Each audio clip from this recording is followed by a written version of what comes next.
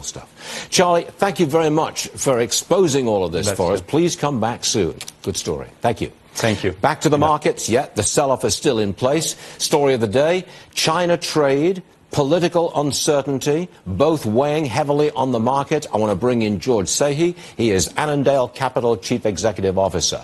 Where is this market going from here? If my analysis says it's a do-nothing Congress, nothing gets done, and not much news on China trade, if that's why we're down, tell me how far down we're going. We're going down further. I think we've had a great year so far, and I think people have gotten overly complacent, and they better batten down the hatches and get used to some volatility and some negativity, Stuart. I was wondering, too, with you talking to Charlie, whether I can go retake my SATs and get some extra time. Yeah. Well, I might do a little better in this day and age. What's your disability, son? Let me ask you that. I mean, look, it's a scandal. But more to the point, what about people like our viewers and myself? We're long-term investors.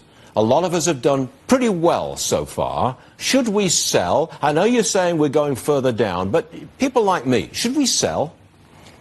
Absolutely not. If your allocation is appropriate, if you've got the investments in place that you should have, if you're balanced properly between stocks and bonds and alternatives like private equity and real estate, you should do absolutely nothing. You ought to have a long-term horizon and be looking way off in the future and just take the volatility. If you're more short-term and if you're more tactical, and if you can tweak around the margins in your portfolio, you ought to be playing a little more defense. And in the stock market, that means buying stocks like AT&T that yield over 6%. Yep. It's buying MLPs and midstream oil and gas stocks that yield anywhere from 5 to 10%, and just playing a little more defense. So, being a little more cautious, being a little more careful. Defense to you is a high-paying dividend stock. Like AT&T. I do have a little bit of AT&T, and I bought it specifically for the 6% plus dividend pay.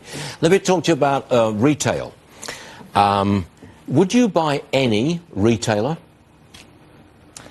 I would buy Walmart. I'm not sure I'd buy it today because it's had a nice run-up from where it last sold off from, but I would buy very few retailers. I think Amazon is the category killer, and you've got to find some retailers that are really not that affected by Amazon, like maybe Home Depot, although Lowe's blew up yesterday. So it seems like we're so late in the cycle, and there's such an Amazon effect in so much of that particular sector.